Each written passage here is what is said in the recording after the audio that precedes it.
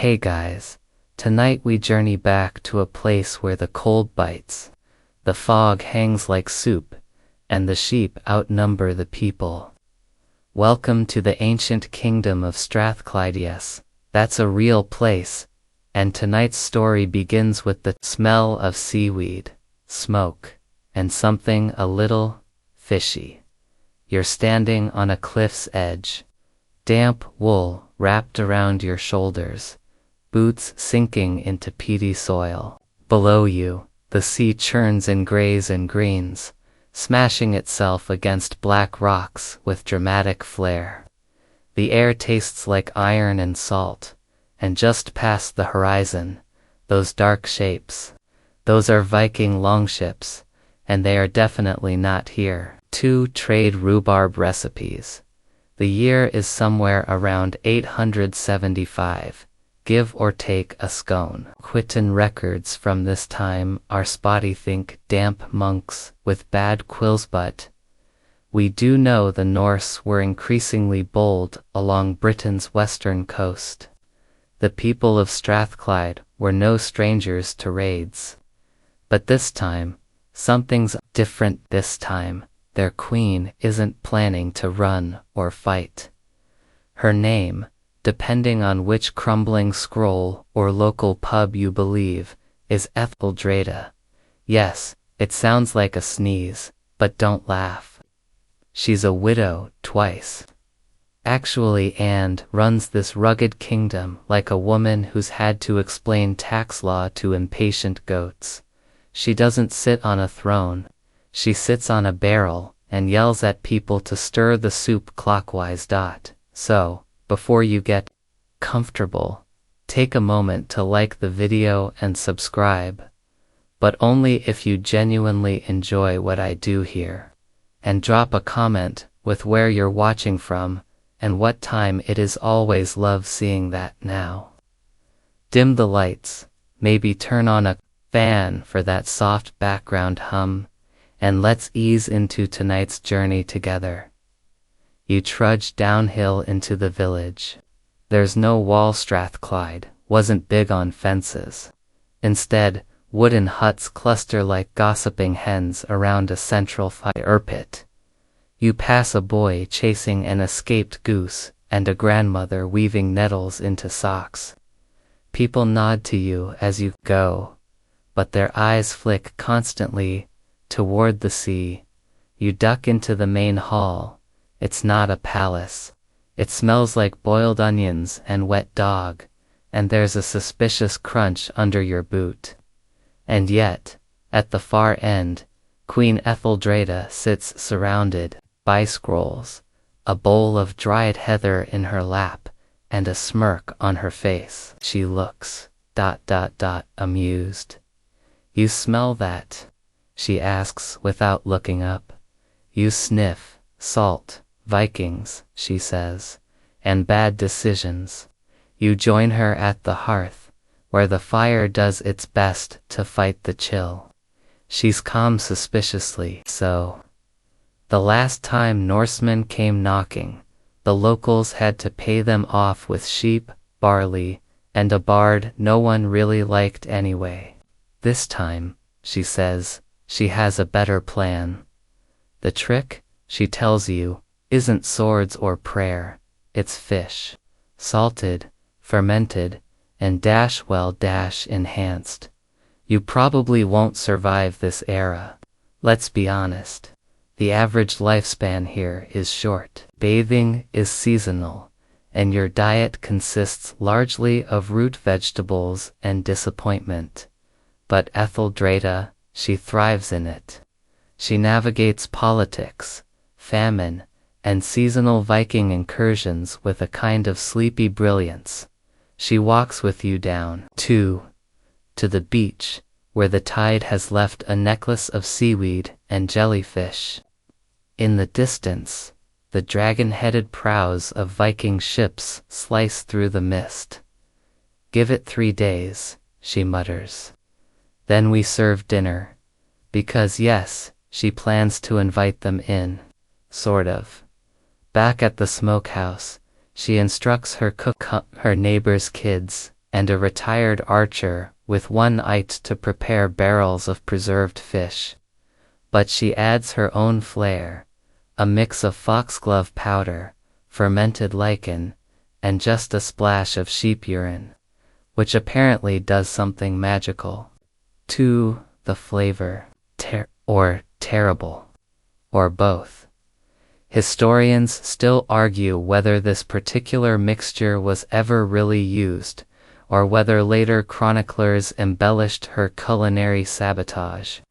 But old recipes hint at the use of mildly toxic herbs in defensive cuisine. Shoot. You make a mental note never to eat anything she hands you. Later, you sit on a boulder beside her, watching the ships inch closer. They expect fire and steel, she says. They'll get diarrhea and confusion. You glance at her, she nods. Trust me, it's worse. Down in the village, people are preparing not for battle, but for theater. Costumes, disguises, and decoy huts. Etheldreda believes warfare is 90% performance art and 10% stomach cramps. And so, the show begins. Children are instructed to cry loudly in the night, and goats are let loose near the beach to make it seem like people are fleeing in panic. At the same time, the queen has the blacksmith's dull, all-visible weapons in case. If we fight, she says, we've already lost. You help load barrels onto a small cart. Each one bears a wax seal with a hand-carved fish and a message. Gift of peace. Take and leave. It's signed with an old royal symbol, though Etheldreda scrawls a tiny doodle of a goose next to it, for her own amusement. You wake the next morning to shouting, the Norse have landed. Big men with axes, shields, and opinions. They march up the rocky path, shouting in Old Norse and laughing as they knock over pottery. They're met, not with resistance, but with silence. Empty huts, smoke from cookfires, and one slightly terrified goat wearing a tiny crown. They find the barrels soon after. Later that day, you and Etheldreda sip from clay mugs on a hilltop, watching through spyglasses, or well-hollowed-out bones. Think they'll eat it. They'll eat anything, she says. They drank pine tar last time. Indeed, down by the ships, the raiders begin distributing the fish. One particularly enthusiastic man uses it as a dip for stale bread. Another tries to warm it over a campfire, which only intensifies the smell to something between rotting kelp and open wound. Done, and still, they eat. You glance at the queen. Now what? She smiles. Now we wait. The sun begins to set, staining the mist orange. The Vikings are full, rowdy, and smug. Their laughter echoes off the cliffs. They've conquered, so they think without even lifting a blade. And tomorrow, they'll begin their looting. Unless, of course, the fish kicks in first. The wind stiffens overnight, whistling through the cracks in your window shutter, making the cottage creak like an old man's knees. You lie awake, listening not to battle cries or screams but to groaning. Low, pitiful, gastrointestinal groaning. At first, it's distant. Maybe someone just stubbed a toe. But soon, it spreads like an unfortunate chorus. The Vikings, you realize, are unwell. You slip outside, boots crunching over frosty grass. Down by the shoreline, campfires flicker weakly. A few Norsemen stagger around, hunched, clutching their sides. One appears to be arguing with a bush. Another sits in the sand, holding what can only be described as a deeply personal conversation with his own stomach. You find Etheldreda at the bakery, where she's making tea out of dandelion roots and watching the chaos through a slit in the wall. Too much foxglove, you ask. Not enough, she replies, sipping calmly. See. Foxglove, in small doses, can slow a heartbeat used medicinally. It's a protocardiac treatment. In larger doses, it's more of a Viking remover. Now, no one's dying probably, but Tate. They are experiencing what historians like to call intestinal events of strategic significance. Historians still argue whether she used foxglove, monkshood, or just a truly aggressive pickling process. Etheldreda says, eyes twinkling. But the effect was, shall we say, purgative. By midday, the Norse camp smells, not ideal. The seagulls have stopped circling. You see two warriors attempting to build a latrine with a shield and a very large leaf. A third has taken off pants and is arguing with a tree in Old Norse, and still, no one suspects the fish. They think it's our water, Etheldreda says, lounging on a hay bale. Let them. You join her in the stable, which has been converted into a very crude intelligence center. Scrolls lie scattered across feed buckets. A child hands her a charcoal sketch of a Viking vomiting near the well. Excellent, she mutters, pinning it beside a growing collage. Asterisk, you wonder aloud, why not just ambush them now? They're weakened, distracted, sitting ducks. Because, she replies, this is funnier. Back in the Norse camp, their leader the tall, if you believe the carved plank someone found floating downstreams trying to rally his men. He waves a sword, stumbles slightly, then tries again with a firm speech about honor and stamina. Cone. Unfortunately, he delivers it while sitting on a crate, sweating profusely and clutching his midsection. He ends the rousing speech with a whimper and a dash to the nearest shrub. Asterisk, you help the villagers move supplies out of sight, quietly relocating barrels of grain and livestock. A few cows are fitted with woolen cloaks to disguise them as rocks. It's not a perfect system. Still, the illusion holds. The Vikings believe they've conquered a cowardly, vanished town. And they begin to settle in. Some try to clean their weapons. Others attempt fishing in the bay. One group begins a half-hearted game that appears to involve throwing boots at each other. Morale, in short, is in decline. Etheldreda keeps watch from the church tower, which offers a perfect view of the camp and also, apparently, excellent acoustics for giggling.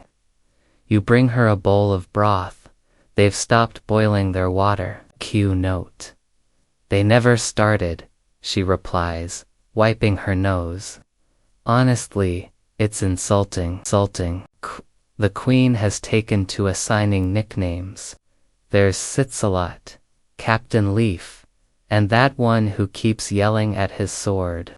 You're not sure if this is tactical or just for her own entertainment. And still, no retaliation.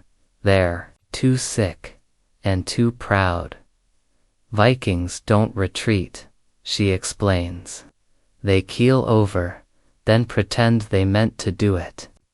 That night, a Viking boat mysteriously drifts out to sea, oars still tucked neatly inside.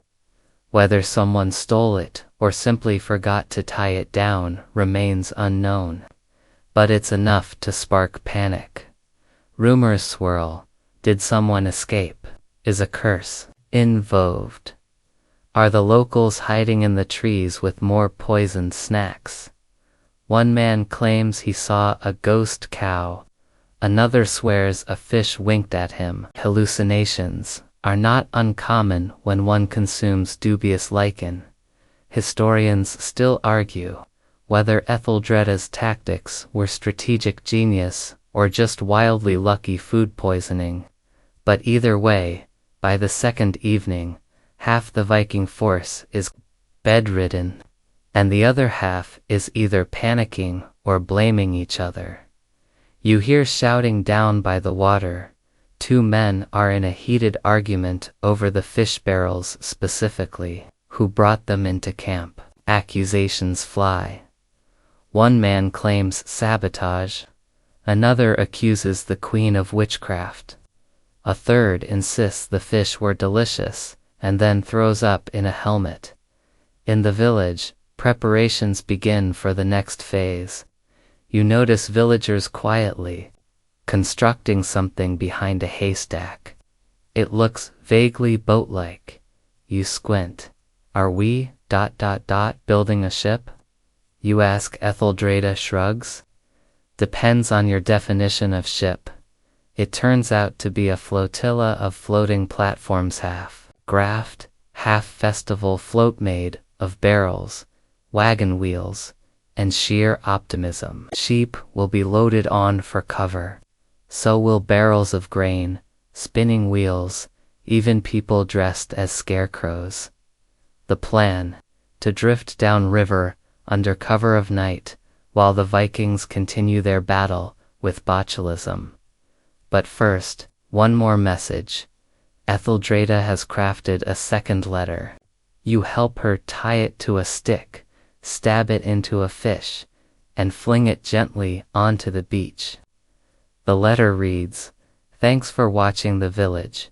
We'll be back in spring to collect our goats. With love, Her Majesty Etheldreda and Co." Done. You should really boil things. The next morning, the Norsemen find the fish and the note. Their confusion is genuine. So is their rage. They're too busy arguing over whose fault it is to mount a proper retaliation. As you walk with Etheldreda toward the hidden boats, you look back one last time. A Viking is trying to start a fire with wet twigs and curses. Another is lying, face down in the sand, humming a lullaby to himself. The proud, ferocious invaders have become a festival of nausea and bad decisions. The queen pats your shoulder. Will be gone before they finish breakfast. Assuming they can even eat breakfast. The sky is still dark when you and the villagers begin loading the ships. Calling them that might be generous. Really, they're platforms lashed together with rope, planks, and questionable faith, floating more through stubbornness than engineering. A pig inspects one and promptly jumps off. Etheldreda stands by the riverbank, arms crossed, hair tucked under a waxed hood. She surveys the scene like a general watching troops mobilize. Those troops included sheep in straw hats and a cart full of turnips. Keep the cats together.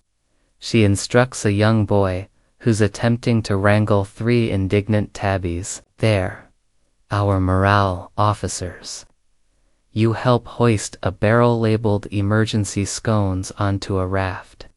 Though judging by the smell, they've already expired in both taste and texture.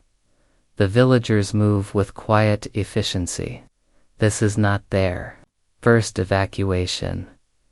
Last time, one woman whispers to you, "We floated downstream dressed as monks." Fooled the Vikings, but upset an abbey. This time, they're aiming for full illusion. Smoke is rising back in the village, damp cow dung carefully smoldered to create the appearance of hearth fires. Shadows move behind paper-covered windows. Etheldreda has left scarecrows in bedrolls, even positioned them around the fire pit, with mugs in hand. From a distance, it looks like life as usual, but under the mist and moonlight, the entire village is slowly, silently, drifting away. You step onto a platform, careful not to knock over the goat tethered beside you. The raft creaks, sways, and then miraculously floats. The river pulls you forward, gentle and slow.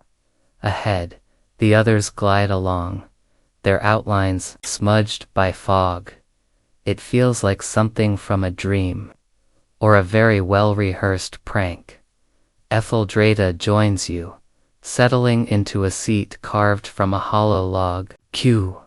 She unwraps a woolen bundle, revealing slices of oatcake. For the road, she says, chewing thoughtfully, and in case we need to bribe anyone. Behind you, the lights of the village twinkle faintly, just visible through the morning haze. Can't, the illusion holds for now. Back in the Viking camp, it's a different story. You imagine them waking up late, bellies still unsettled, to the smell of smoke. Confident that the villagers are hiding in their homes, they rouse themselves for a final siege. They sharpen blades, adjust helmets, and form a very wobbly line. But when they burst through the village gates, well, Gates is optimistic. It's more of a loosely organized pile of logs. They find only silence. The fires, burning, but the food is fake. The people are gone. The goats have left only droppings and one mildly traumatized chicken.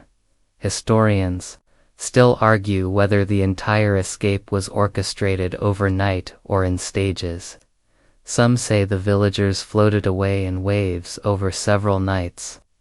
Others claim used local smugglers to ferry supplies in secret. No one knows for sure, but the Norse definitely didn't see it coming.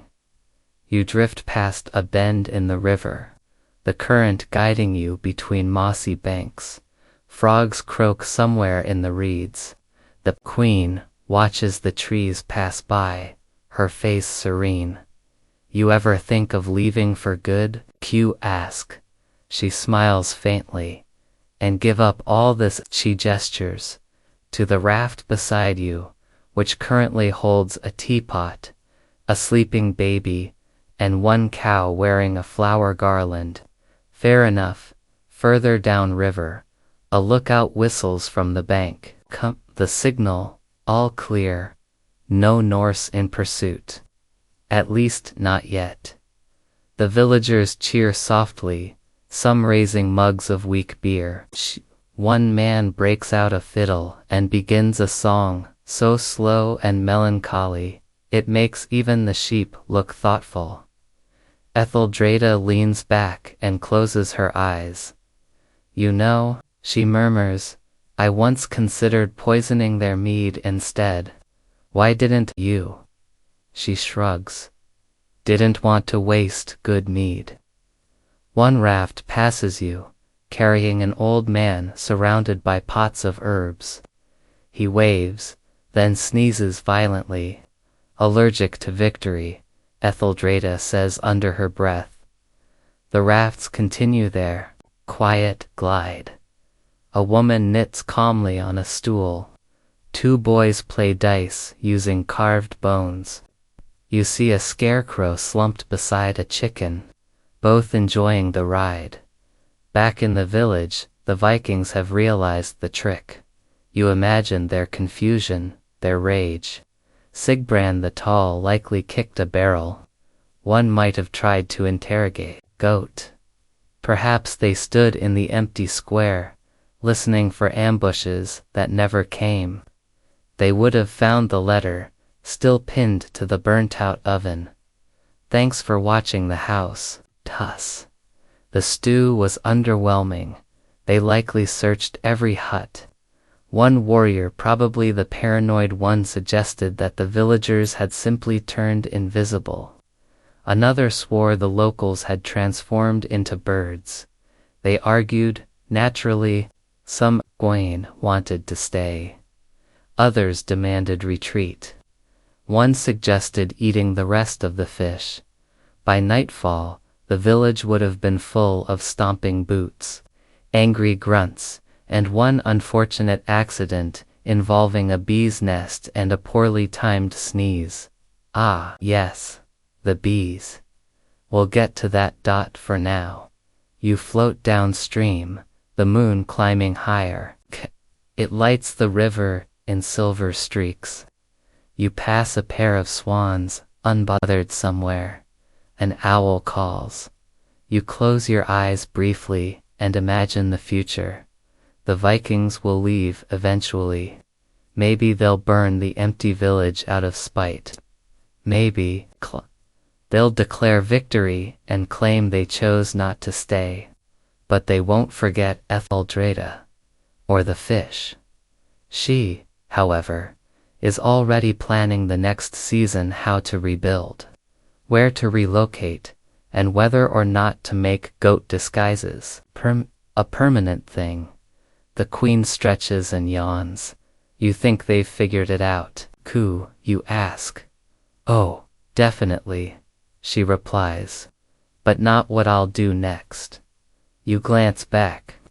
The village is gone from view now, swallowed by fog. The only sound is the lapping of water and the occasional sneeze from the herb raft. The kingdom may be afloat, the plan audacious, and the fish very much expired, but the trick has worked. And Queen F, smuggler of livestock, prankster of empires, drifts onward, quiet, proud, and just slightly smug. By morning, the river carries you deeper into the wooded lowlands, where the trees lean close like gossips, and moss climbs everything that doesn't move. The air is damp but oddly cozy, like someone turned the entire world into a very polite sauna. You eat a stale oatcake, wave at a fox watching from the bank, and accidentally step on a frog. Kiet forgives you immediately. You're having a long week. Etheldreda is already awake, brushing her hair with a comb carved from whalebone and humming something that sounds suspiciously like a Viking drinking song, slowed down to lullaby pace. She nods toward the east. Tote. They're still not following, she says. Either they've given up, or they're waiting to explode with rage. Probably both. You pass another raft, this one carrying 2 spinning wheels, a very serious-looking chicken, and a man loudly reciting riddles no one asked for. The floating village has adapted quickly. People are knitting, cooking over firepots, even fishing. A teenage girl has built a small shrine to a jar of honey. You decide not to ask. Behind you, the mist thickens, but not before you glimpse the unmistakable silhouette of a Norse sail disappearing back toward the coast. They're leaving, probably convinced the villagers are cursed, invisible, or part of a larger divine joke. Which, to be fair, they kind of are. Etheldreda chews a piece of dried apple. Time for the next act, she says. We need to make sure they don't come back. That afternoon, you dock briefly on a muddy shore where a few villagers begin constructing what looks like a very elaborate scarecrow. Only it's ... taller, and has horns. Meet the guardian of the marsh, Etheldreda says with a grin. It's part boar skull, part antlers, part wickerand, all unsettling. Ku, you help raise it near the reeds, where it looms with outstretched arms and a suspiciously glowing belly, thanks to a lantern and some smoked glass. Legend, she explains, says this region is guarded by a spirit that curses anyone who eats unblessed food. You blink. Was that a legend 5 minutes ago? It is now. She sends 2 boys ahead to carve cryptic runes into tree trunks. They do this with more enthusiasm than accuracy. A passing goose becomes part of the ritual when it refuses to move. He's the spirit's assistant now, Etheldreda says. Looks like a Gary. Historians still argue whether this marshland scare tactic had any real basis in Celtic tradition. Some claim it mimics old fertility figures. Others believe Etheldreda made the whole thing up, using leftover festival decorations. Either way, it works. You help scatter crushed herbs along the riverbank. They smell like pickled cabbage and despair. One woman paints eerie symbols in goat's milk on rocks. Though the goat seems deeply offended by nightfall, the floating village is ready to drift again. The scarecrow guardian glares at the empty shore as if daring the Norse to return. They won't upstream. The Vikings are licking their wounds. Some are still sick. Others are furious. But the mood is uneasy. Reports from scouts describe whispers in the trees and strange footprints. One warrior insists he saw a man with glowing eyes. Another claims their bread turned moldy in minutes. These things may or may not have actually happened. Doesn't matter. They believe them.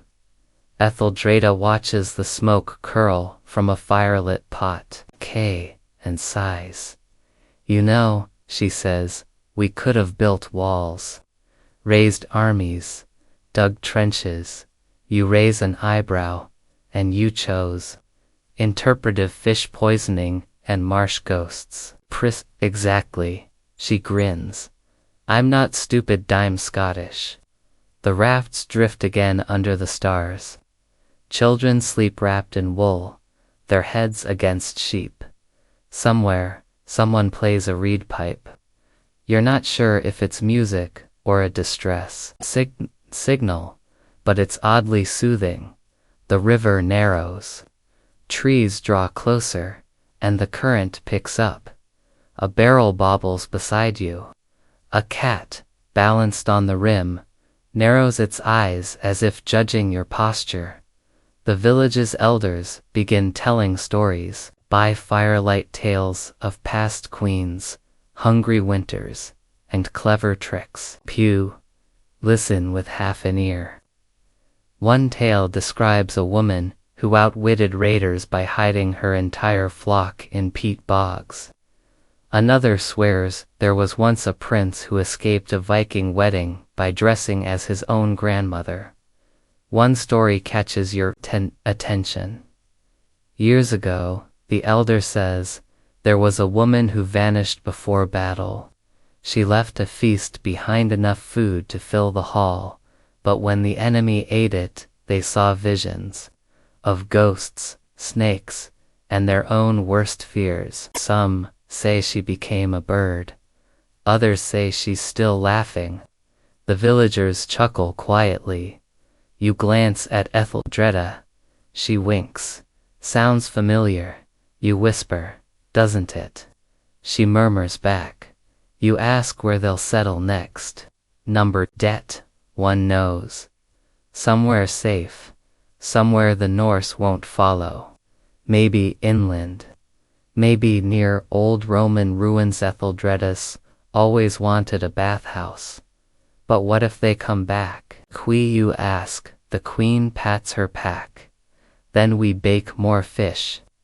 It's not the most conventional strategy in military history. But it worked. And you're floating proof. Later that night, you tie your raft to a willow tree and lie down beneath. Quilt. The sounds of the river are gentle. A soft wind rustles the trees. Somewhere, a sheep sneezes. You close your eyes, and the raft sways gently beneath you. The Vikings are behind you. The river moves forward, And the queen, she's already asleep. Asterisk, the river widens by morning, opening into a calm stretch that glitters under a cloudy sky. Dew clings to every surface. Even your eyelashes feel soggy. A gull cries overhead, probably complaining about breakfast options, and, somewhere off to your right, someone's goat has managed to board the wrong raft again.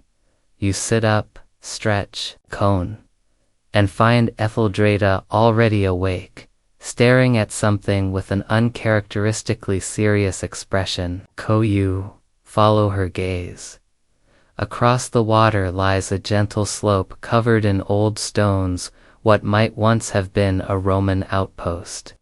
Now overgrown and forgotten, lichen crawls across crumbling walls. A half-buried mosaic of some sulking eagle peeks out from the dirt. Perfect, she says. For what, you ask? For a decoy village. You rub your eyes. We're building another one. Not building, she corrects. Borrowing. You disembark with a splat, landing ankle-deep in mud. Around you, the villagers are doing the same. Tools are unpacked. Ropes are stretched between trees. It's an operation of quiet efficiency, like a pop-up campsite run by a very organized grandma. The plan is simple. While most of the village continues downriver to a safer hideout, a small crew will stay behind here. Their job? To fake life. Cooking smells, faint drumbeats, even the odd staged argumental Drada's idea, of course. She insists the illusion will be more convincing if someone yells about someone else's turnip theft every evening at sunset.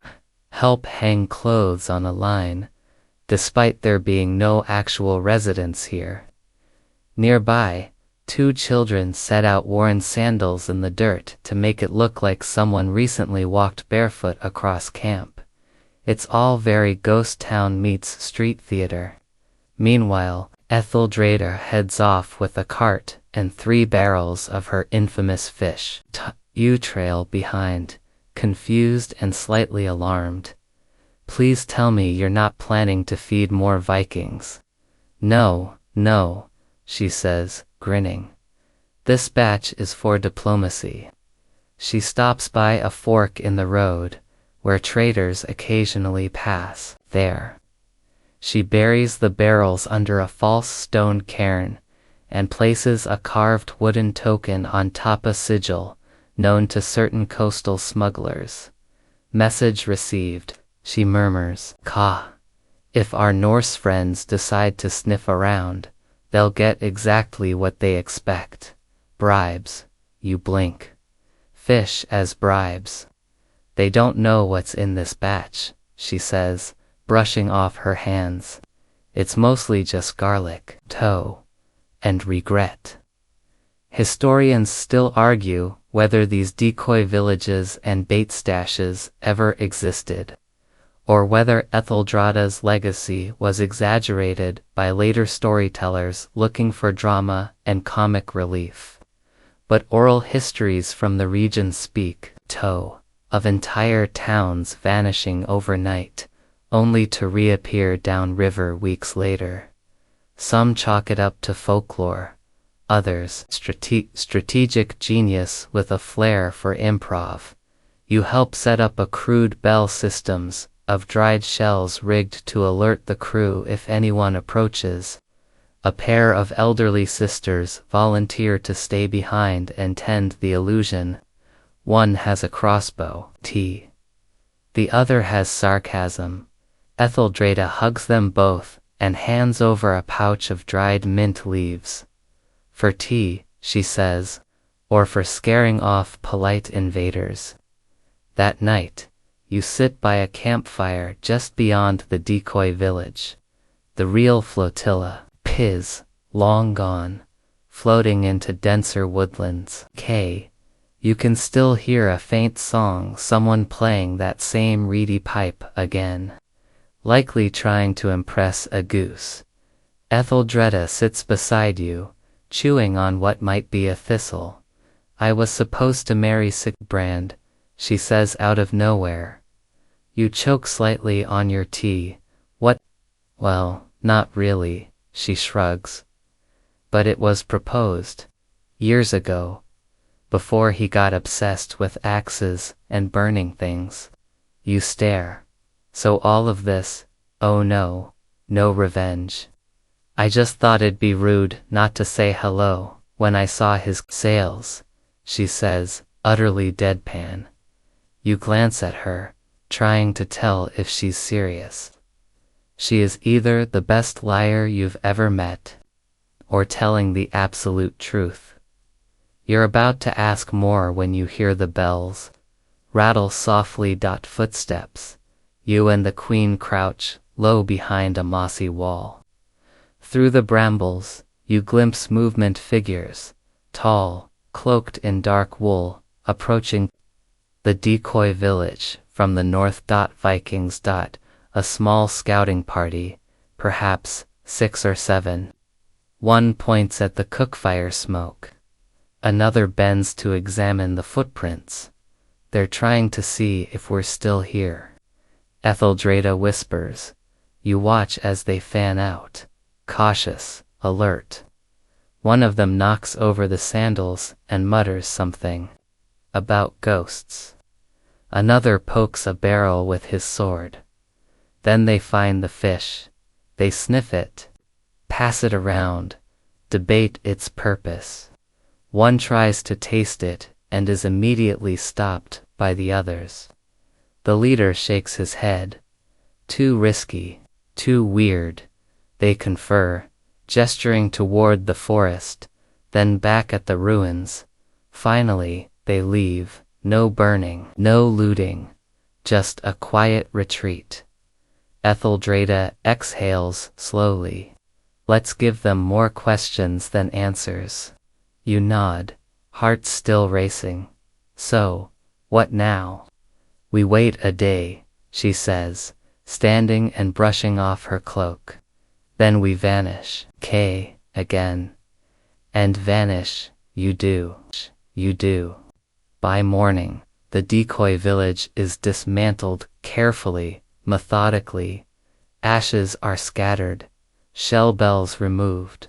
Even the footprints are brushed away. The rafts are waiting upriver. As you push off from shore, you look back one last time. The Roman ruins sit empty once again. A scarecrow leans against a stone arch. The marsh guardian remains. Watching in eternal disapproval, Etheldreda sits quietly at the stern, eyes closed, head tilted back into the wind. The current carries you forward, deeper into the unknown, and behind you, a legend begins to grow. By the time the rafts reach the fork in the river where the water splits like a divorcee, reclaiming her options, the air has shifted. It's warmer here. The trees are spaced wider, the birds are louder, and you're almost certain someone just waved at you from inside a bush. It's a weird stretch of land. Perfect for laying low. Also perfect for sneaky bees. Yes. The bees, your mid-yawn, when Etheldreda suddenly perks up. Where are the hives? You blink. The what now? She leaps off the raft, mud flying. The hives are bee crates. They were tied behind the barley sacks.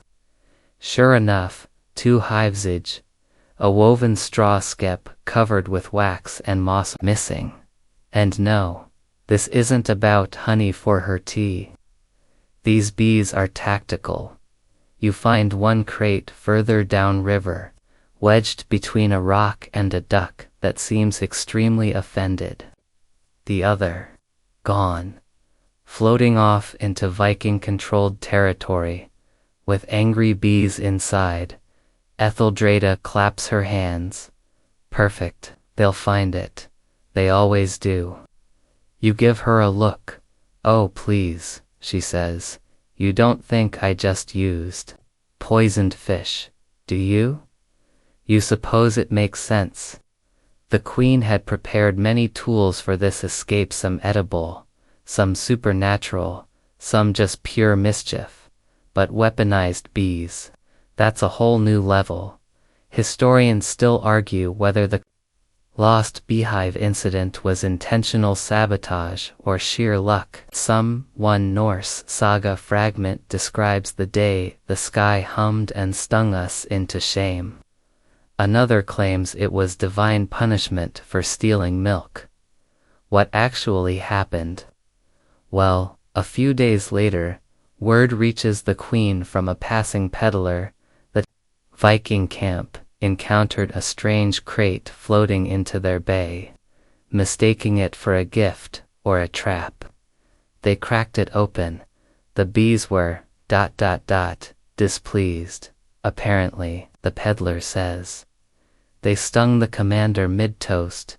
You imagine it, camp, still smelling faintly of spoiled fish, now erupts with screaming Norsemen flailing at an airborne army of furious pollinators. Horned helmets knocked off, beards filled with stingers. A man trying to surrender to a queen bee. The other hive, thankfully, is intact. You help resecure it under a tarp on the lead raft. The bees buzz softly, unaware they just shifted the balance of power on the western seaboard. Later, as you drift along, you find Etheldrada teaching a child how to tell the difference between honeybees and the kind that hold grudges. She insists the latter can smell fear and also sarcasm. The queen's plans continue evolving now. She wants to resettle on higher ground, an old sheep farm, up near the hills, remote, defensible, with just enough wild thyme to keep the goats suspiciously calm. It's not much, but it could be home again. But first, she wants to leave behind one final calling card. That evening, you arrive at the ruins of a small stone outpost, half swallowed by vines. It's the kind of place you'd never notice if you weren't looking. There's an ancient carving on the wall, hard to make out, but maybe a bear, Tor. A very judgmental man in a coat. Etheldrada declares it the perfect location. For what, you ask? For our tapestry.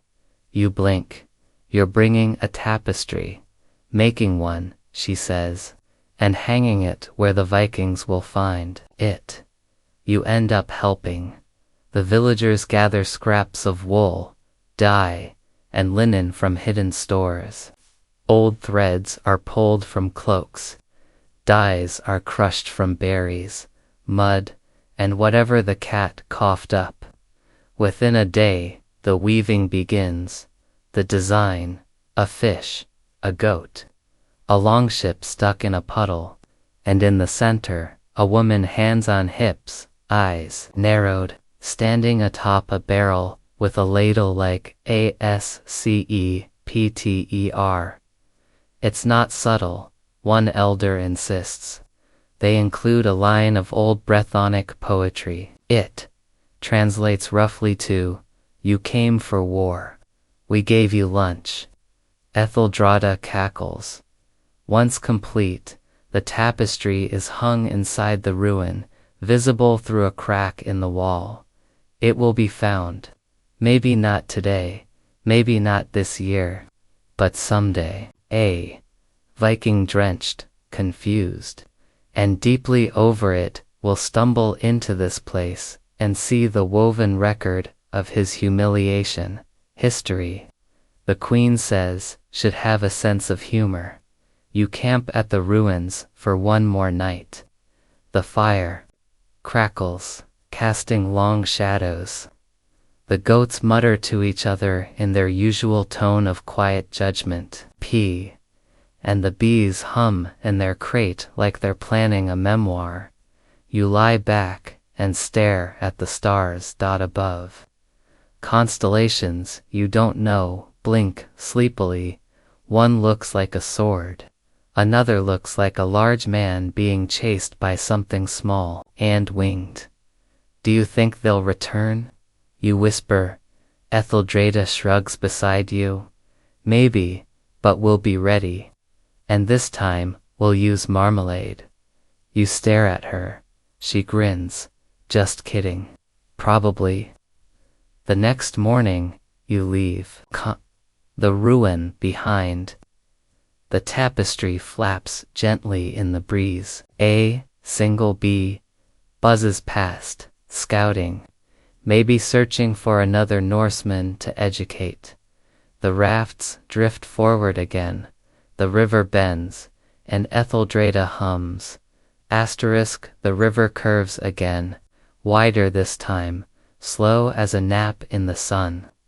You drift beneath branches, heavy with leaves, trailing fingers in the cool water.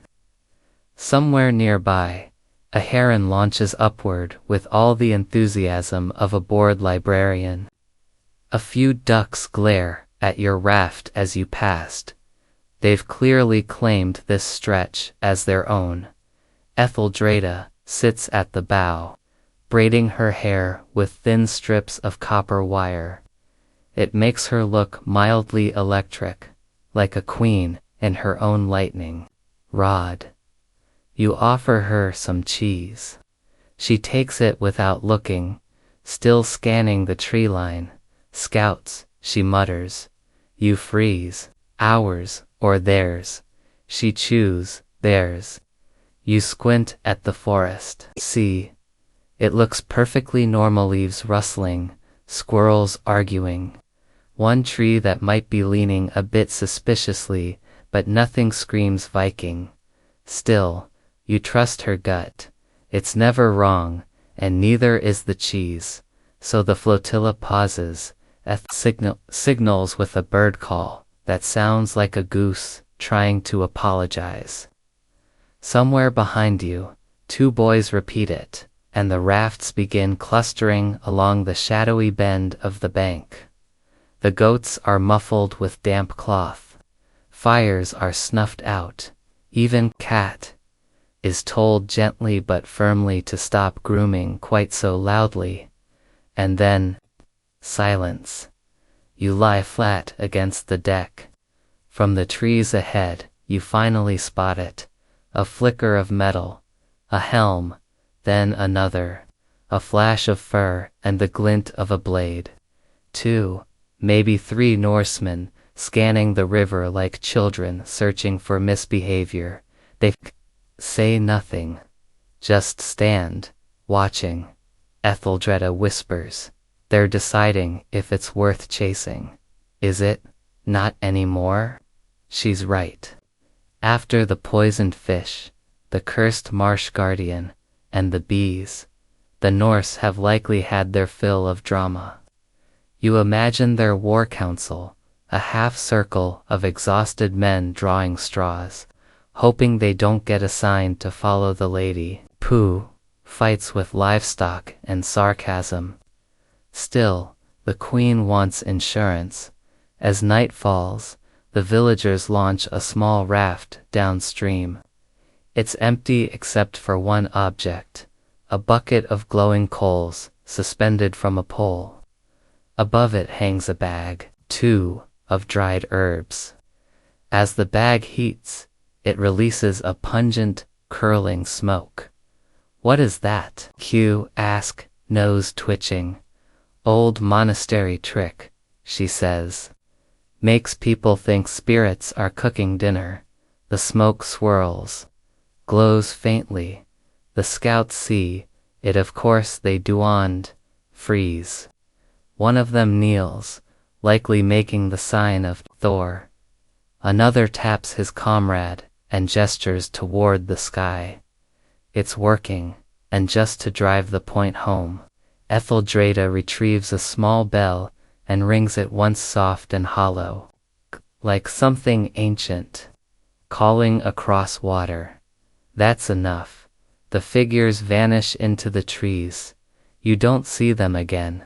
Historians still argue whether Etheldrada's river illusions were simply superstition or a calculated understanding of Norse psychology. Some say she manipulated cultural fears, ghosts, omens, forest spirits. Others argue she was just really good at setting the mood. Either way, fear is free and portable. The next day, the flotilla continues, spirits lifted. The river forks again, and this time the queen chooses the left, a narrower path, flanked by reeds and mossy stones. It smells like damp time and adventure. You pass a beaver dam the size of a small cottage. One child waves and yells, "Do you pay taxes?" The beaver ignores him. Up ahead, the hills begin to rise, gentler than the mountains but still steep enough to suggest effort. This is where Etheldrada wants to settle. She points toward a plateau ringed by pines. There that do. You ask why.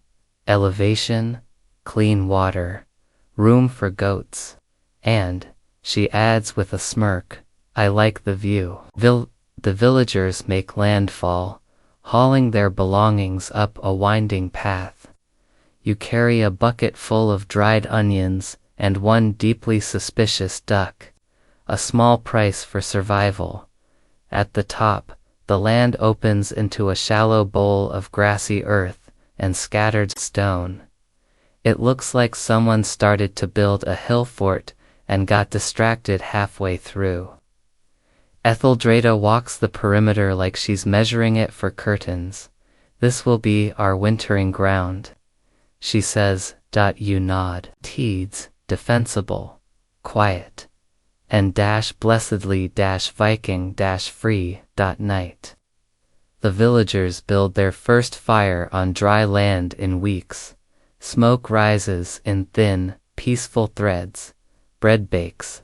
Someone found wild berries. Even the goats seem less judgy. Stands beside the fire, her shadow long across the grass. You approach and hand her a mug of warm ale.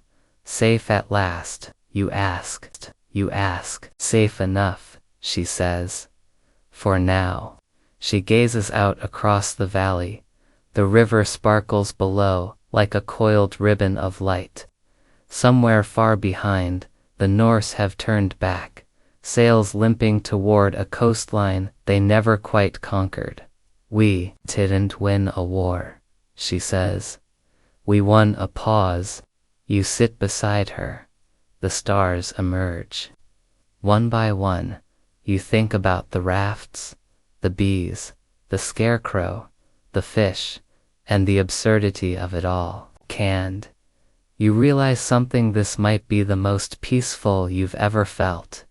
You exhale and drift, finally, toward sleep.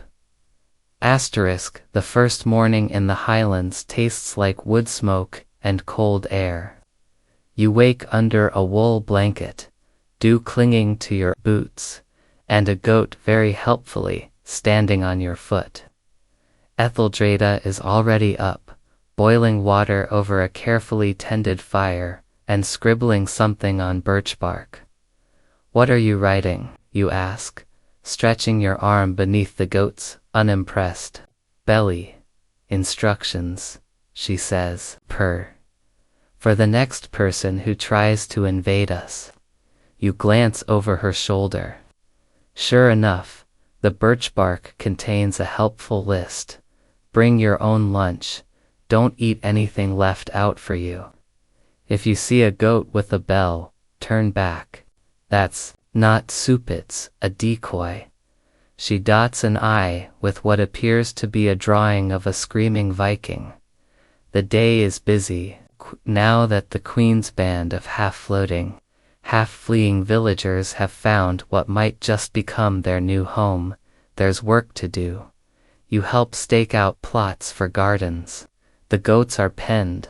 The bees are granted a sunny spot near a rosemary bush, which they appear to accept as a peace offering. Even the suspicious duck has a new pond. Etheldreda sets up her tent on a slight rise above the rest of the clearing. Partly for the view, partly because it lets her spot trouble a good 10 seconds faster than anyone else. She refers to it as her executive hillock. But just as things start to settle, the queen announces something unexpected. "We're building a library," she says, over breakfast. She's eating a cold turnip like it's a scone. You blink. "We don't even have walls." "Then it'll be an outdoor library," she shrugs. She has a point. After all, these people have lived through siege, flight, deception, and bee-based diplomacy. It makes sense they'd want to preserve the memory of Itand, not just the facts, but the feeling of it all. Sounds, the flavors, the strange little details. So you help. Books are out of the question for now. Instead, the villagers carve their stories onto long planks of wood oak, if it's about something serious, ash if it's funny, and birch if it involves goats. One man carves an entire account of how he tricked a Viking by pretending to be a tree. Another writes down the recipe for Etheldreda's infamous stew of confusion, which includes fish, mead, 3 types of onion, and a lie. Historians still debate whether this so-called wooden archive survived. Some say parts of it were buried under sod and rediscovered centuries later. Others argue the whole thing burned down during a midsummer bonfire when someone misread. "Don't touch as set fire to this plank for blessings." Etheldreda's entry. She carves hers herself. It's short, neat, and deeply unsettling. "I didn't run. I moved the battlefield." The queen steps back from her carving and nods, satisfied. Then she adds a goat in the corner, just for fun. That night, a storm rolls in. Clouds gather like gossiping aunties, and the wind picks up, brushing through the trees with a whispery hiss. You help tie down tents, weigh down the bee-skept lids. No one wants airborne bees in a lightning storm. And reinforce the goat enclosure, which feels more symbolic than functional, by the time the rain begins. The camp is ready. Fires flicker low, sheltered under clay domes and overhangs. People curl into blankets.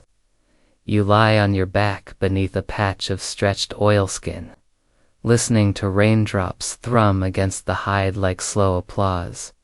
Etheldreda sits cross-legged nearby, sipping from a mug of something warm and deeply herbal. You suspect it might include nettles, pine sap, and the tears of a disappointed Viking. "Do you think they'll remember you?" "Cuss?" you ask her. Half whisper, she takes a long sip. "The Norse." "No, I mean everyone. The people, the future." She doesn't answer right away. Instead, she watches the fire, her face flickering between light and shadow. "I don't need them to remember me," she says. "I want them to remember what worked." You nod slowly. It makes sense. Sometimes leadership isn't about glory, it's about survival with flair. The rain continues. Steady now. Soothing. Etheldreda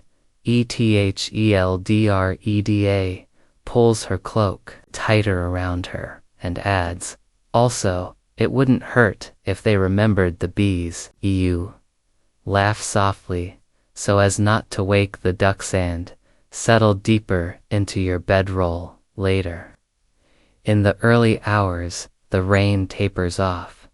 You wake briefly and find the sky clearing.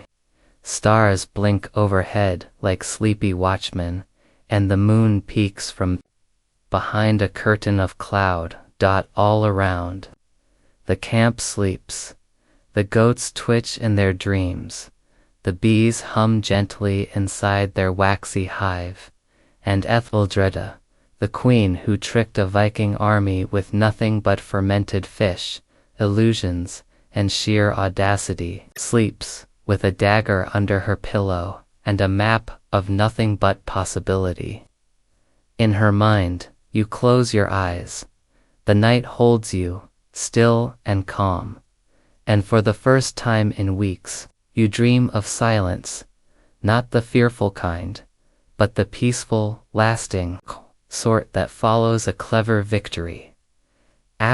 Morning arrives like a lazy cut lace, stretching, and entirely unbothered by your schedule. Mist curls around the treetops, and your boots are damp before you even take your first reluctant step outside your tent. Still, there's a comfort in the wet grass, in the faint smell of wood smoke and rosemary and beeswax from the nearby hives. You're no longer running, you're rebuilding. Etheldreda is already awake, of course. She's standing on a rock with a long stick, poking the ground in various places with a furrowed brow. You approach carefully. Last time she was in this mood, it ended with a chicken catapult. Surveying for defenses, she says without looking up, and possibly a pond, geonod, as though this is perfectly normal. So far, she continues, I've discovered one hollow route, a mole tunnel, and an aggressively flat rock that might be sacred, or just lazy. The queen has decided it's time to fortify the hillside, not with walls too obvious, too tempting. Instead, she wants traps, decoys, encouragements for invaders to try a different village, as she puts it, which is how you find yourself spending the afternoon building what can only be described as a fence with commitment issues. 2. It's too low to block anyone and too wide to jump, but it wobbles in such a way that makes it psychologically upsetting. Children begin daring each other to touch it. One child licks it. That was unexpected. Meanwhile, the goats have developed a hobby of standing directly in the paths of important foot traffic. Etheldreda declares them natural sentries and makes each one an honorary captain. Cantor. You're not sure they understand, but they certainly look smug. You pause to observe the rest of the camp. It's buzzing, not just with bees, but with purpose. Tents are becoming cabins. Fire pits are turning into kitchens. Someone's built a makeshift loom under a tree. Another has begun sketching symbols in charcoal, either protection wards or elaborate doodles. It's hard to tell.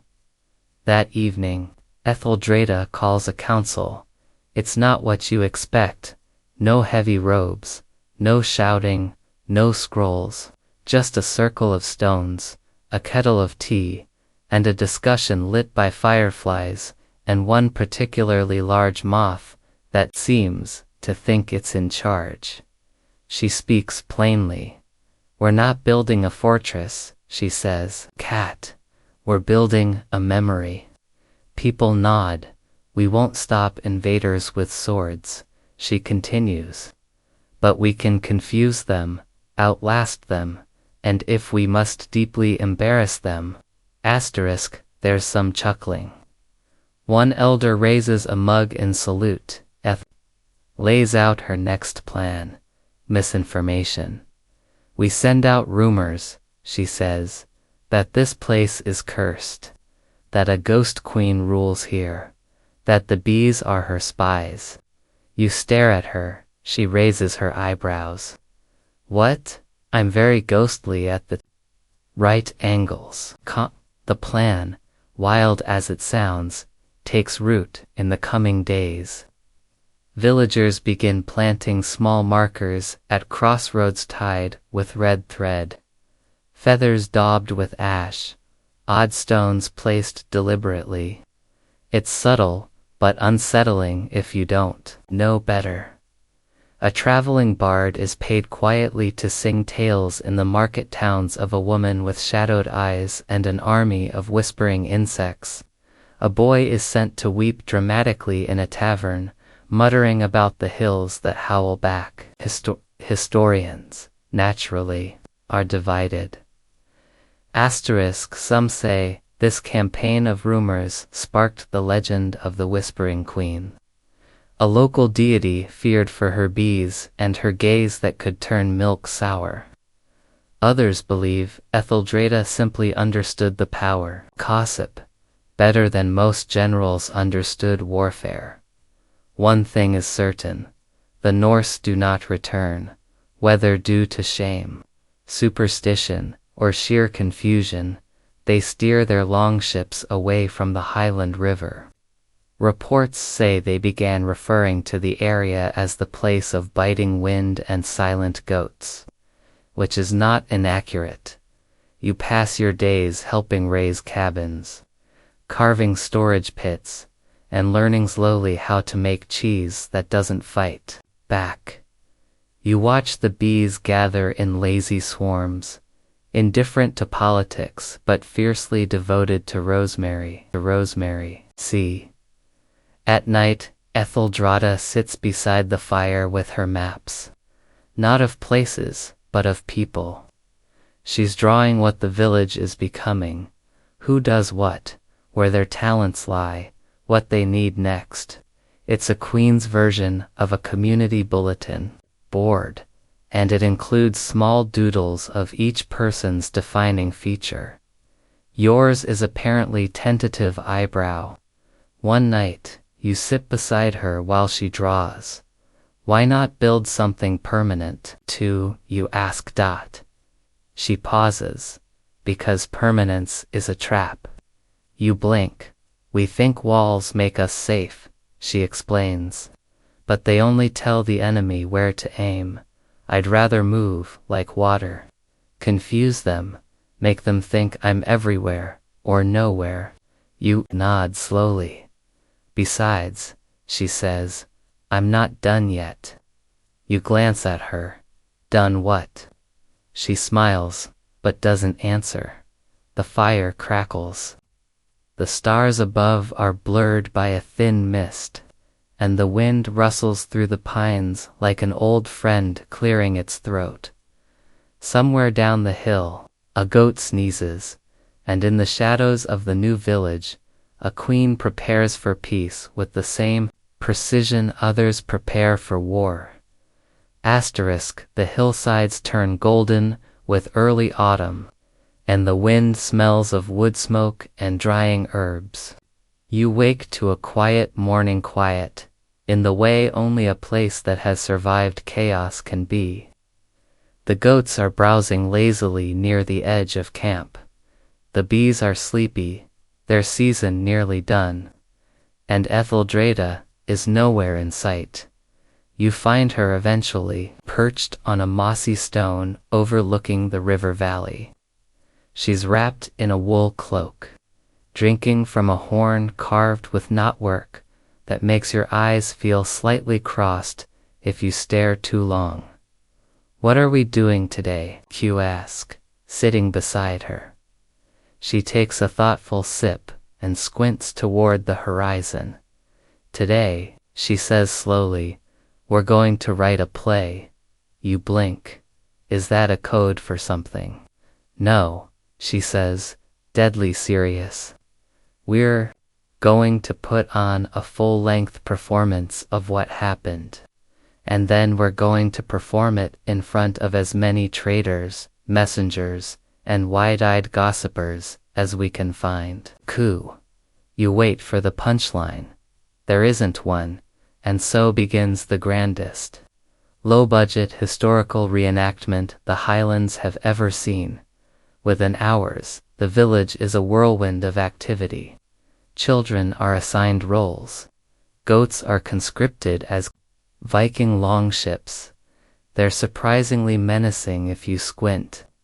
A sheep is crowned Queen Etheldrada, though the real one insists on playing herself, but only in Act 2. You're put in charge of props, which mostly involves collecting sticks, smearing them with soot, and hoping no one asks too many questions about whether the fake barrels are just real barrels with a scarf tied around them. The script, such as it is, follows the broad strokes. The Viking threat, the poisoned fish, the great escape, the terrifying bees, the eerie marsh guardian, and, of course, the river of illusions. It ends with a triumphant procession featuring Etheldrada hoisting a fish aloft while wearing a crown made of garlic bulbs and goat wool. At first, you think it's all just for fun, but you begin to realize this is propaganda. Highland-style historians still argue whether the infamous Fish Queen play was a one-time local pageant or the beginning of a folk tradition that lasted generations. Some claim versions were performed across the region for a century, with children chanting, "Beware the fish of vengeance."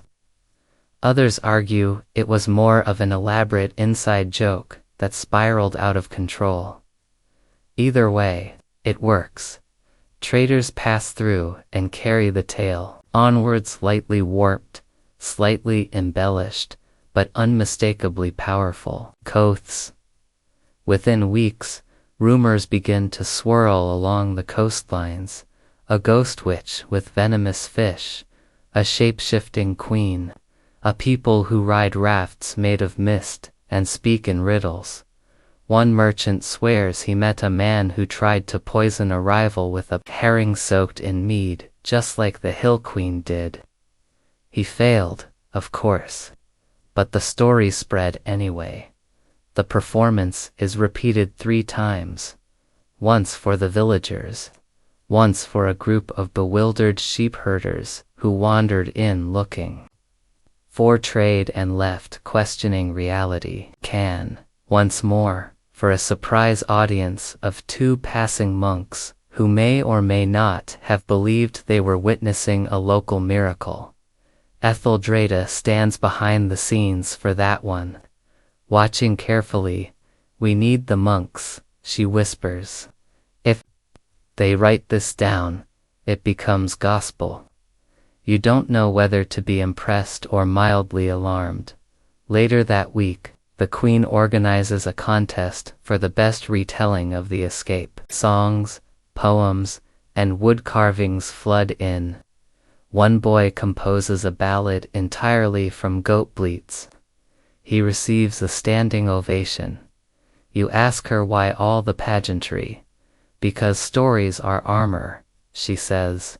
"A sword can fail, a wall can fall, but if they fear your nameth, they laugh nervously when they speak it that lingers." You nod. It makes sense. Somewhere behind you, the beehive buzzes softly, like a warm, ticking clock. The goats sleep in an untidy pile. The villagers sing as they grind grain, mend boots, carve tokens for the harvest festival. They are calm now, grounded, tired, but not afraid. And far to the north, on some rocky shore, a group of Norsemen sits by a fire, drinking sour mead and whispering about the place they couldn't conquer. About the queen who outwitted them with fish and fog and unrelenting sass. They speak her name like a question, like a dare, and they don't return, not yet. Maybe not ever. As you settle into your blanket that evening, firelight flickering on the low ceiling of your cabin, You hear a final verse from the children's choir as they rehearse one of the new ballads. The river bends. The queen pretends, and fish replace the blade. Beware her stew, it sees through you, and goats will make you pay. You smile, you're not sure what kind of future this village is building. But it's going to be interesting, and you'll be here to see it. The leaves begin their slow fire-burnt orange, yellow like old parchment, a few scarlet streaks clinging dramatically to the oaks. Autumn settles around you like a heavy blanket someone keeps readjusting. You spend your mornings crunching frost underfoot and your evenings watching breath curl into the air, drifting like ghostly punctuation from the day's tales. Etheldreda has started collecting acorns for strategic purposes. 2. You're afraid to ask. Today, you're part of a foraging party heading up the ridge trail. The queen insists it's good practice. Even a queen must know where her mushrooms grow, she says, which sounds suspiciously like a proverb, but probably isn't. You hike past bracken and frost-laced fern, listening to the low crunch of boots and the occasional cluck of a chicken someone brought just for emotional support. The forest smells like pine and damp rock. Every now and then, Etheldreda pauses to inspect moss with the intensity of a scholar deciphering ancient runes. Eventually, you reach the summit, just a shallow crest where the wind cuts sharper. The air is thin, and the trees part enough to give you a view of the world below. The valley stretches out in rustling shades, the river slicing through like a silver ribbon. The village is barely visibly a patch of smoke. A flicker of movement. Safe, hidden. The queen squats beside a fallen log and pulls out a half-buried cache. A bundle of arrows wrapped in wax cloth, a pair of fur-lined boots, and a carved horn. Emergency stash, she says. You never know. Then she points across the horizon. That ridge there, see how it's shadowed differently. You squint. Yes. It's not a ridge, it's a wall. A pause. You glance at her. What? Old fortress. Overgrown. Roman. Maybe older. I've sent scouts to map it. Could be useful. Of course she has.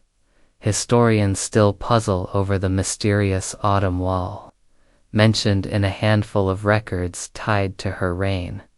Was it a true Roman fort, a tribal stronghold from centuries past, or merely a natural formation she cleverly repurposed as psychological deterrent?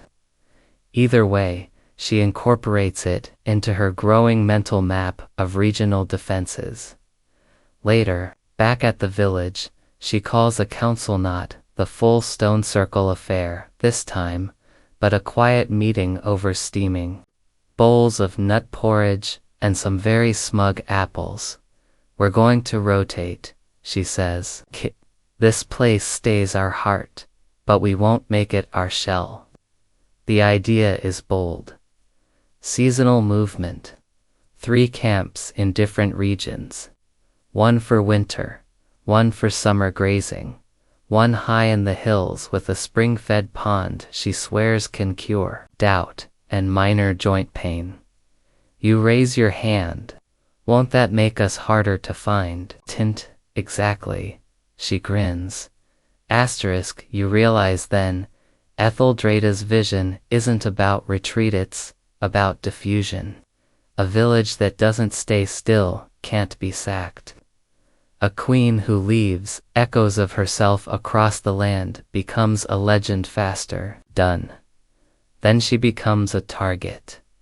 You're put in charge of drawing the first guide map, which turns into a collaborative affair with 3 children, a drunk goat, and an artist who insists that scale is a colonial construct.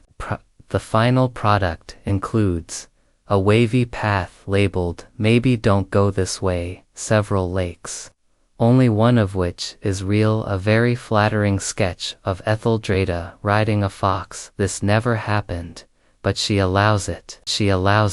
See. As the new plan takes shape, the villagers divide into work groups. Some build storage caches, others scout migration paths. A few are tasked with leaving behind misleading clues, boot prints in the wrong direction. Campfire remains placed deliberately under dead trees. One group even plants decoy gardens full of bitter radishes to discourage foragers. Etheldreda laughs for 10 minutes when someone hangs a sign that reads, "Totally not a trap," over one of the fake campsites. "We're becoming good. Less a village," she says one night, "and more a rumor with excellent logistics." The phrase sticks. People begin carving it on their tools, singing it during chores. A rumor with logistics becomes a sort of accidental motto, and honestly, it suits you. One afternoon, as the sun dips behind the ridge, casting the valley in long amber shadows, you find the queen standing at the edge of the field, arms crossed. "I think it's time," she says. "For what?" "For letters." Coo. You help her gather scraps of hide, smooth bark, and one highly polished shoulder blade from an unknown animal, possibly a dramatic sheep. Using charcoal and berry ink, she begins writing messages. They're not pleas for aid. They're warnings, misdirection, ghost stories disguised as reports. Each letter is different. Kid. Each one tells a tale. B. We fled inland, but the marsh sings now, and the fish remember. The bees guard her sleep. The one with the garlic crown walks again. You ask who they're for. Anyone who reads, she replies. Anyone who gossips. Anyone who might be tempted to follow. She ties the messages to birds, hands them to travelers, buries them in market stalls, under turnip sacks. And one she folds neatly, presses with a wax seal, and tucks inside a hollow in a tree near the old Roman wall. You're not sure who it's meant for. Maybe an old enemy, maybe a future friend, maybe both, as the sky turns violet and the stars begin to shimmer. Etheldreda watches the valley below, her fingers laced behind her back. This isn't about survival anymore, she murmurs. It's about shaping the silence after we're gone. Gee, you don't know what to say to that. So you say nothing, you just stand beside her, beneath a sky heavy with unspoken plans, and listen to the wind turn the trees into a chorus of whispers. The first frost clings to the corners of blankets. You wake with a nose like a chilled berry and fingers that regret everything. Coat. Across the village, you hear muted cursing as someone discovers that their boots, left outside, have frozen into the shape of a small screaming duck. Etheldreda, of course, is She emerges from her shelter wrapped in a layered cloak that appears to be made of 4 different animals and possibly a tapestry. Her breath fogs the air like she's a dragon politely waiting for tea. It's time, she says, and you know exactly what she means, the migration. The village will move to the second site, the lower forest camp, where the wind is gentler, and where, according to Etheldreda, even the squirrels mind their manners. You've heard rumors it has a secret hot spring and at least one tree that smells like cinnamon. You're skeptical.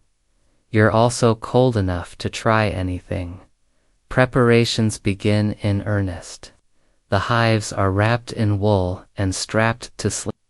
The goats are fitted with tiny leather shoes that make them walk like confused nobles. Children argue over who gets to carry the ceremonial fish barrel, which is now largely symbolic and filled with dry herbs and pride.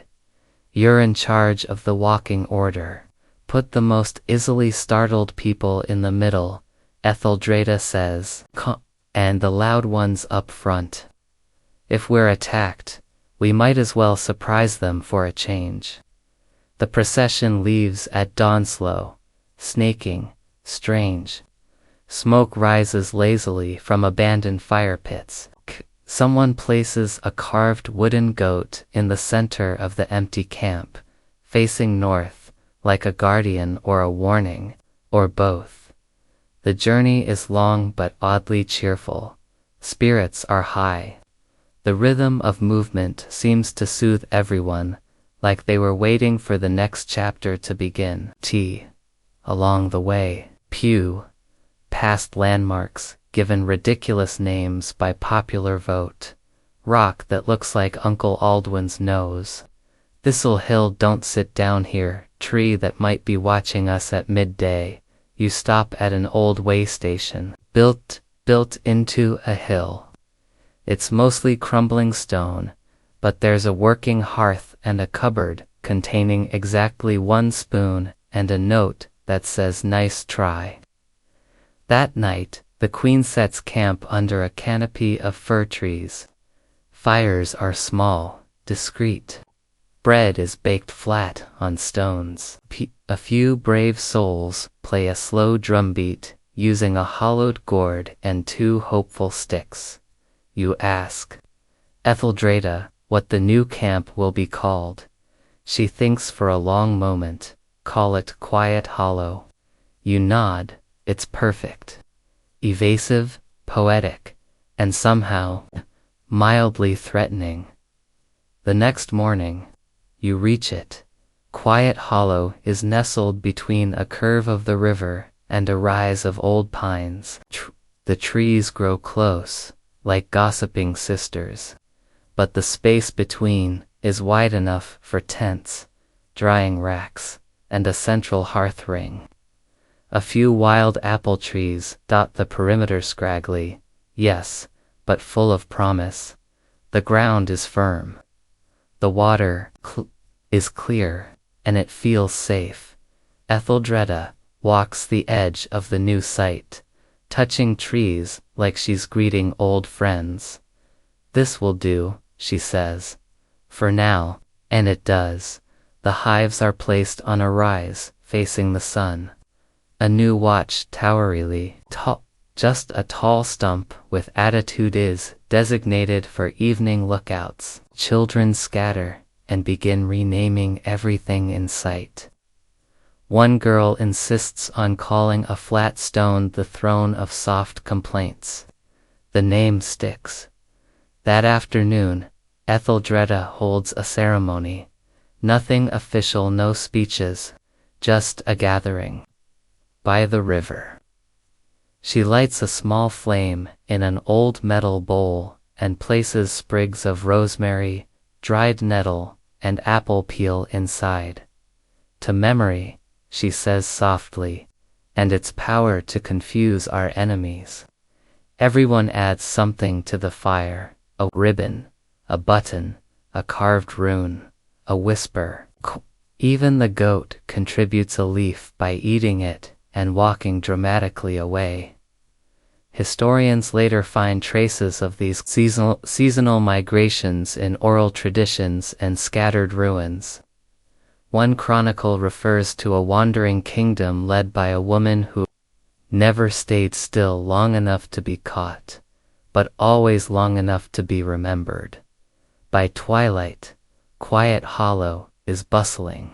Soup simmers. Someone's built a new wind harp that hums along with the breeze.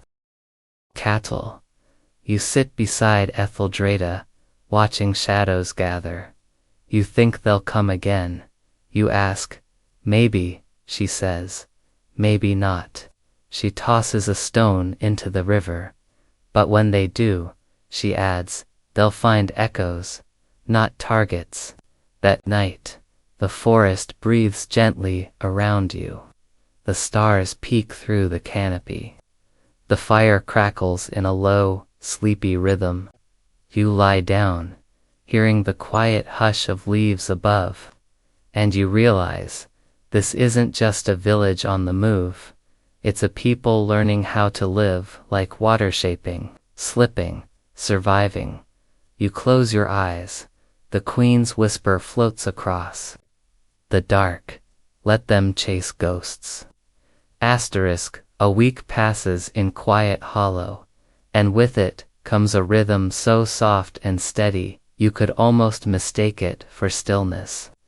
Mornings arrive with low mist and the mournful bleat of a goat that has somehow wedged itself between two fence rails again. Evenings settle like a song, firelight flickering through pine needles, the faint buzz of bees calming into a slow drone like an old lullaby. Eldrada, however, is not idle. She wakes earlier now, walking the perimeter each day before sunrise, taking mental notes with the sharp attention of someone expecting something, or someone. A wrinkle in her brow tells you she's waiting for news, perhaps, or a change in the wind. You catch up to her near the edge of camp one morning. She's kneeling by a pile of river stones, stacking them with the care of a stonemason or a philosopher. Do you think they'll try again? You ask, not needing to say who. She nods once, eyes still on the stones. Eventually, maybe not this year, maybe not even next, but people like them hate loose ends. You think of the poisoned fish, the cursed river, the bee swarm that shall not be mentioned by name. If that's a loose end, it's tied in a very specific and deeply unsettling knot. Later that day, a messenger arrives. He's lean, soot-streaked, and riding a pony that looks as though it spent the last month judging everyone. Hands Etheldrada a small wooden tablet wrapped in oilcloth. No words, just a carved symbol, 2 crossed oars over a spiral. You don't recognize it. She does. That's from Thornwick, she says, turning the tablet over in her hands. A fishing hamlet to valleys east. Is it still a hamlet? She shakes her head. Not anymore. The tablet is a warning. A Norse scouting party was spotted further inland than usual. One of the villages burned. Another fled. No one's certain if it's revenge, coincidence, or something stranger. But the direction points here. Etheldrada gathers the elders that evening. No grand panic, no speeches, just clear, cool planning. They haven't reached us, she says, but they're not far. We need to disappear. You glance around at the carefully laid out camp tents pegged with such precision. Beehives positioned just so, drying racks, the communal fire pit, the goat of emotional support. All of it. Someone asks. All of it, she says. The evacuation begins before dawn the next morning. Not in a frenzy, but with quiet, practiced resolve. Tents are folded, fires doused, ash scattered, every item taken or hidden in plain sight. The beehives are moved with reverence and muttered prayers. Even the soft complaints throne is lifted and placed gently into a cart. This isn't retreat, it's stagecraft. The Queen divides the people into 3 groups. One follows the high ridge trail, another cuts through the misted marsh path, and a third, led by Etheldreda herself, slips downriver on rafts, hidden since midsummer beneath thickets of alder and bramble. You go with her. The river is low this time of year, slow as syrup. The rafts creak as they push away from shore, each one piled with supplies, animals, people wrapped in wool cloaks, and the kind of quiet determination that only comes from long practice. The goats, used to the routine, lie down with theatrical sighs. You float past trees with familiar shapes, past the bend where the scarecrow once stood, the hollow where the fake shrine fooled 3 warriors and a squirrel. Memories not along the banks like wayposts, reminders that this river remembers everything at one point. Etheldreda points toward the far shore. That's where we dropped the second barrel, she says. The one with the fermented eel and false rune markings. You make a face. We had a second barrel. Oh yes, she says. I labeled it Sacred Pickle of the Old Ones. You don't ask why. By nightfall, you reach the third campus stretch of gently sloping land, beside a tributary, hidden by trees and shadow. It's been untouched since midsummer, but kept ready. Within an hour, fires crackle. The wind smells of sage and damp bark. The bees are already investigating new blooms with mild professional interest, and just like that, the village lives again. The next morning, word reaches you. Scouts report the Norse did arrive at Quiet Hollow, but they found nothing, just an empty clearing, a cold hearth, a crude doll shaped like a goat staring accusingly from a tree stump, and one message, scratched into the earth with a stick, too slow. You look over at Etheldreda as she reads the scout's report. Her expression doesn't change, but you swear you see the corner of her mouth twitch upward. Later, sitting beside the fire, she says, they'll try again. Maybe harder, maybe smarter, and us. You ask, we'll be stranger, she says, sipping something warm and medicinal, and harder to find. She leans back against a mossy rock, gazing upward. I'm not building a fortress, she murmurs again. Bit puller. I'm building folklore. And slowly, under the sky's velvet hush, you understand. She's not just avoiding war. She's turning this whole land into a whisper, one that stings when ignored, misleads when pursued, and multiplies when silenced. A queen who cannot be pinned down, whose people vanish and return like mist, whose bees listen and remember, who defeats armies not with swords, but with story. The days shorten. You feel it first in the wind, sharper, braver. Sun lingers less and less, and by the time your boots hit morning frost, the sky already leans toward dusk. Yet the mood in the new camp isn't bleak. If anything, it's brighter. People have grown used to the movement, to the rhythm of saw, a life lived more like a song than a march.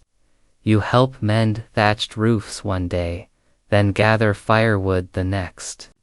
On the third day, you find yourself helping the village's youngest, some, still unsteady on their legs, build decoy footprints in the mud, just in case the Norse bring dogs. One particularly committed 5-year-old insists on walking backward, in circles for a full hour. You give her a berry tart and a small medal for dedication. Etheldreda seems more contemplative lately. She walks the perimeter less and spends more time near the riverbank, watching the water flow and scribbling in her little hidebound notebook. When you finally ask what she's writing, she says, "Everything I've forgotten, and everything, I hope to forget." There's a rumor now spreading quietly through the traders and peddlers who slip like shadows between distant settlements, that the Queen of the Hills is no longer flesh and blood, that she died in a final stand long ago, and what remains is only an echo, a spirit of trickery and fish, still leading her people through the woods by moonlight. When you tell her this, she laughs. "I knew I should have worn a veil more often," but even as she jokes, you can tell she finds comfort in the idea. After all, if the enemy thinks you're already dead, they stop preparing for your next move. Then the letter arrives, delivered not by bird or messenger, but by a child, barefoot, soot-smudged, and silent. He walks straight up to Ethel, hands her a folded square of birch bark, and vanishes into the trees before anyone thinks to ask his name. The bark is etched in dark, ink scratched deep enough to feel with your fingers. We remember the river. We remember the fish. We come to finish the story. No signature, but the meaning is clear. They're coming. This time, they want more than retribution. They want an ending, to tie off the story that's made them a punchline in coastal taverns and terrified curiosities in inland lore.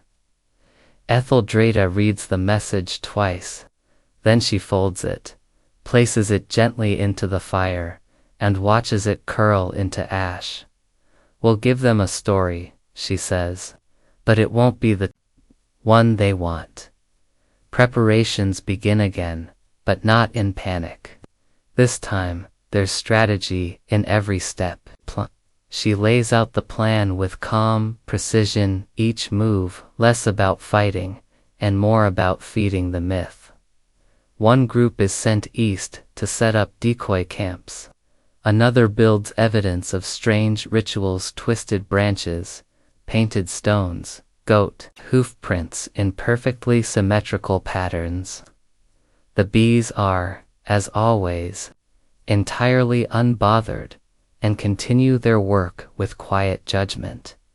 The queen instructs her most trusted scouts to spread specific rumors that she can speak with birds, that her goats are trained assassins, that she's buried her soul in the riverbed, and even if they kill her body, she will rise again with the mist. None of these are confirmed. All of them are believed. The psychological fog begins to thicken.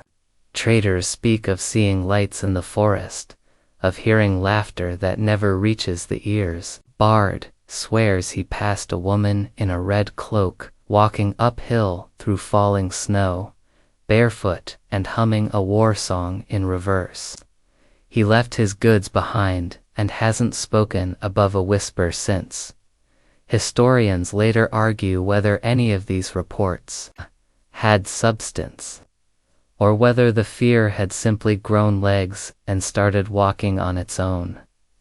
You spend your days in the signal crew, building warning markers and training messenger birds. You grow fond of one pigeon who refuses to fly without being sung to first. Etheldreda names her Mildred and declares her minister of rumor control. But underneath the humor, there's a quiet seriousness. Etheldreda is preparing for the worst, not with walls or swords, but with illusion and influence. I want them to walk into the forest and question if they ever existed, she tells you. I want their bravest men to return home and speak only in riddles, and as the final act of misdirection, she orders one last performance of the village play. It's hastily revised to include ghosts, prophetic fish, and a scene in which the queen transforms into a storm cloud and rains down fermented turnips upon her foes. You play the role of bewildered Viking number 3, and your only line is, "But where did the bees come from?" There's laughter. There's a strange sense of joy, not in victory, but in readiness. The next morning, Etheldreda disappears, not entirely from the visible parts of the camp. Her tent remains, her cloak, her walking stick carved with 7 notches, but she's gone. When you ask around, no one seems surprised. She's doing what she always does, an elder says with a shrug, becoming a rumor. You don't see her again for 3 days, and when she returns, she says only this: they're on their way, Tet, and they're already lost. That night, you look up at the stars, scattered like breadcrumb trails, across the velvet sky and wonder how many lives a person can live in one lifetime. Etheldreda seems determined to find out. You wake to the kind of stillness that only comes before something enormous. Not a leaf rustles, not a goat complains, not even the bees hum. It's as if the whole forest has decided to hold its breath. Word spreads quickly. Scouts spotted figures on the horizon. Ships pulled into the lower marshport 2 nights ago. The Norse are here, and this time, they're not sneaking. They want to be seen. They march like thunder made flesh, banners high, blades bright. No more pretending to be traders or scouts. This is a reckoning. But they're not the only ones who know how to put on a show. Etheldreda has prepared for this moment not with an army, but with atmosphere. Fog machines. No, just clever fires and damp moss arranged along the valley to release thick, curling mist when burned. Sounds complicated. It is. Worth it. Also yes, you help light the first one at dawn. The smoke rises silently, curling in tight spirals that blend with the natural fog creeping in from the river. Within hours, visibility drops to a dozen paces. The perfect setting for a story. By midday, the Norse are in the valley. You don't see them, but you hear them stumbling through underbrush, arguing in low, strained voices. The traps Etheldreda laid aren't meant to harm, they're meant to confuse. Fake bridges lead to nowhere. Circles of stones seem to shift. Overnight, goats appear, stare, and vanish into fog-like furred omens. One warband finds the shrine of the Fish Queen, complete with carved eel effigies and a bowl of fermented onions. They leave it alone. You suspect they'll never eat onions again.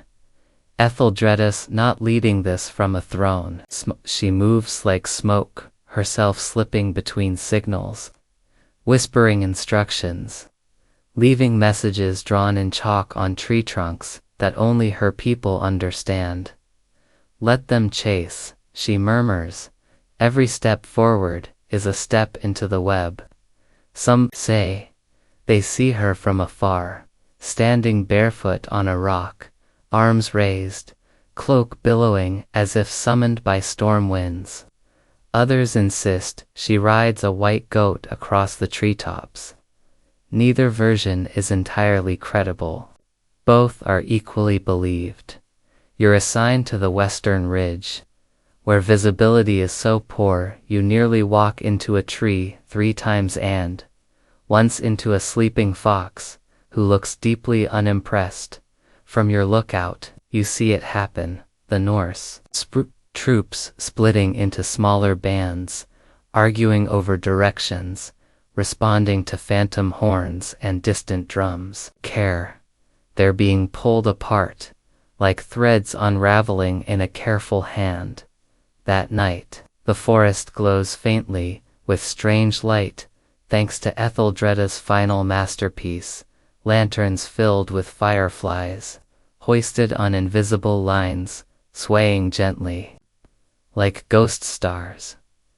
The enemy stares up and wonders what kind of place they've entered. Historians debate this night endlessly. Some call it a retreat. Others say the Norse simply left.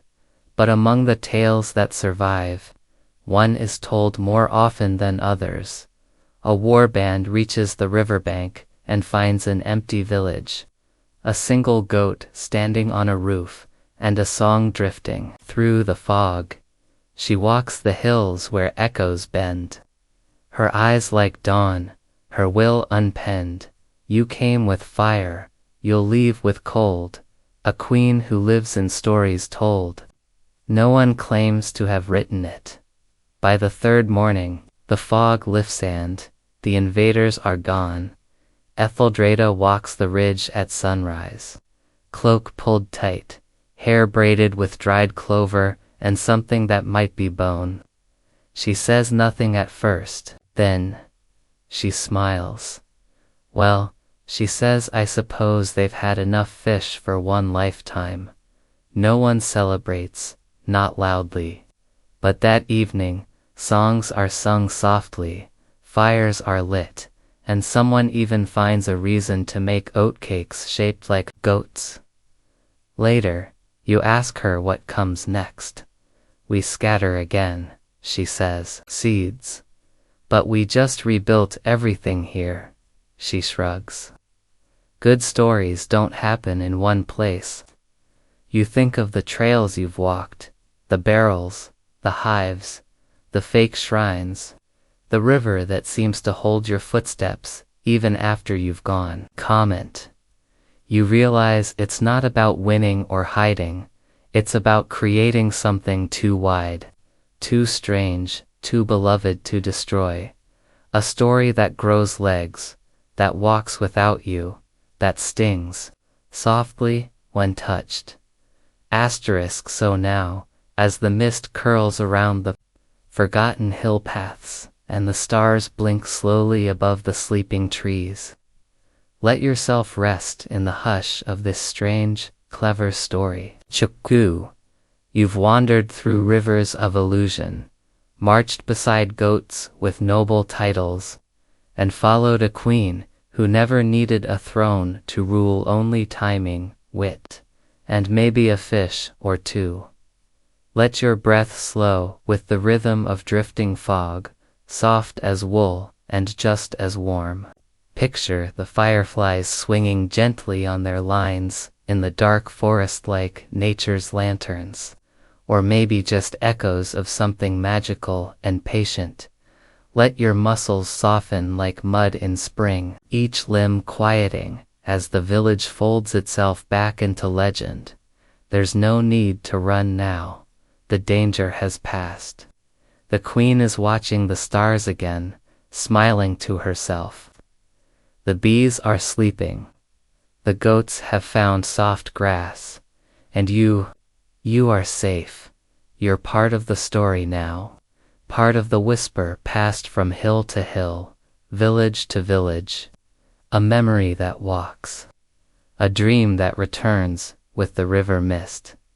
So close your eyes, let go and drift gently into sleep.